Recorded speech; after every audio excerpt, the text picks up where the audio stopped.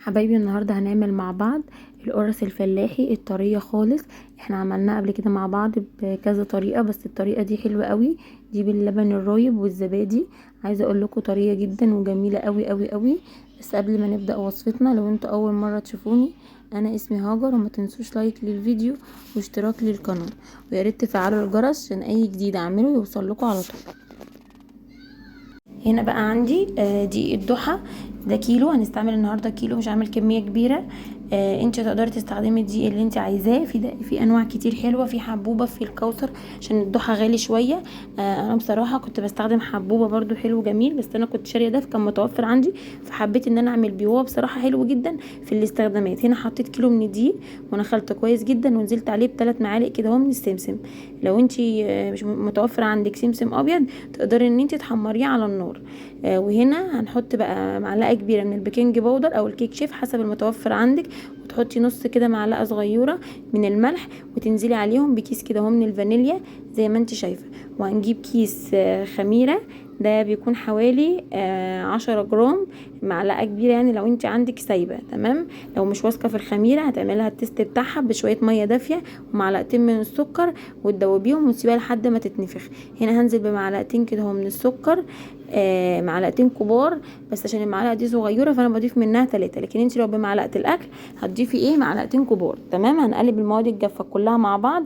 وبالنسبه للسمسم، لو السمسم ابيض هتحطي معلقتين سمنه في الطاسه، وتنزلي بالسمسم تشوحي فيه كويس، تستمري في التقليب فيه، اوعي تسيبيه عشان ما يتلساش منك ويمرر وتيجي تحطيه في القرص بتاعتك ويبقى وحش جدا. بعد ما تحمريه وياخد اللون الذهبي، تروحي نازله بيه على الدقيق على طول، على ما تكملي الوصفه بتاعتك. هنا بقى عندي نص كيلو من السمنه مسيحه بحراره يعني هي كانت، بصي، كانت متماسكه شويه، انا سيحتها وهي دلوقتي يعني دافيه، مش مقدوحه ومش سخنه جدا. تمام، هي دافيه. وعندي كوبايه كبيره من اللبن الرايب. اللبن ده انا مروباه في البيت عادي، مش جاهز ولا اي حاجه. وضفت عليهم كوبايه من الزبادي، بس ما ضفتهاش قدامكم عشان بصراحه كنت ناسيها في التلاجة، فلما افتكرتها فجبتها وانا كنت قافله الكاميرا. تمام.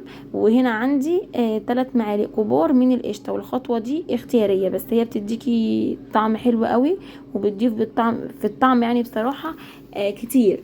بس لو مش متوفره خلاص ما تحطيش، لكن لو موجوده عندك يبقى حطيها. ننزل بقى بكميه السمنه كلها. بعد ما نزلنا بنصها الاول، نزلنا بالنص التاني، وبعد كده بقى بستناها حوالي 10 دقايق او 7 دقايق كده اهو. فضلت ابس فيها لحد ما يعني الدقيق كله اتفرق معايا، والسمنه كلها شربته، وبقى كله شارب من بعضه. هنا ضفت القشطه وضفت اللبن تدريجيا. الزبادي حطيته في الاخر بصراحه، يعني قبل وانا بعمل شغاله باللبن افتكرته فجبته رحت حطاه، وبعد كده كملت عجن باللبن. انت تقدر يعني وقفت الكاميرا، رحت جبت كوبايه الزبادي وحطيتها وعجنت، وبعد كده كملت عجن باللبن. انت بقى تقدري تحطيها اصلا قبل اللبن مع القشطه. تمام. وتعجني، بعد كده تنزلي باللبن تدريجيا. بس كوبايه اللبن كانت مظبوطه جدا معايا، ومحتاجتش تاني حاجه خالص عليها نهائي. تمام. كده انا شايفه ان العجينه بتاعتي بقت ملزقه سيكه في ايدي اهي. مش هضيف عليها اي سوائل تانية خالص. هستمر بس في العجن حوالي 10 دقايق 12 دقيقه، ولو عندك عجان هتسيبيها برضو من 7 8 دقايق كده لحد 10. العجينه كل ما بتتعجن يا جماعه اكتر، كل ما بتكون ناجحه، وبتكون قوامها مظبوط، وبتكون هشه كده ومش مكتومه معاكي من جوه، وبتكون مظبوطه. وتفضلي بقى تعجني بيها فيها. انا بصراحه بحب اعجنها على الرخامه عشان باخد راحتي اكتر من البوله. فانتي تجيبي بقى العجينه من تحت لفوق كده اهوت، ومن الجناب، وتدخليها جوه بعضيها كده لحد ما كلها تتعجن معاكي بطريقه حلوه، وتحسي ان قوامها كده معاكي بيلزق شويه وقوامها طري وحلو معاكي كده. تبقى العجينه بتاعتك جاهزه ومظبوطه وجهزناها. وهتحطيها بقى كده اهو في البوله من غير زيت ولا سمنه ولا اي حاجه خالص، زي ما انتوا شايفين كده اهو قدامكم. هغطيها بس واسيبها تخمر حوالي نص ساعة. انا كنت دفيت الفرن شوية عشان طبعا انتوا عارفين ان الجو سقع شوية، عشان ما تاخدش وقت معايا كبير. هسيبها نص ساعة تخمر، وبعد كده بقى هنشتغل فيها مع بعض. هنا اهي انا بعد ما طلعتها كانت خمرت شوية وارتاحت معايا.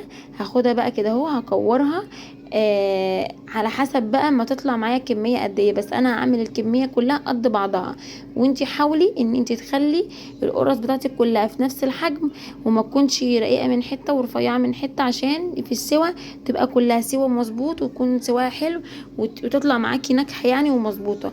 لان الخطوات دي يا جماعه بتفرق جدا، وممكن تبوظ لك القرص وتحسي ان الوصفه مش ناجحه، بس ده بيبقى خطأ منك في التسويه، وخطأ في ان انتي مش مشكلتيهاش كلها قد بعضها، حاجه محروقه وحاجه نيه وحاجه مش عارف ايه، فطبعا مش هينفع. هنا انا شكلتها كده اهو.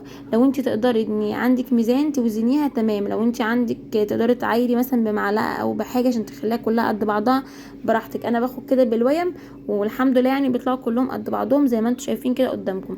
بعد ما ترصوا كلهم اهو سبتهم يتخمروا بقى نص ساعه، سوري ولا ايه، ربع ساعه مع بعض كده اهو. بعد كده جبت بقى الصاج، ودهنتوش ولا سمنه ولا زيت ولا اي حاجه خالص.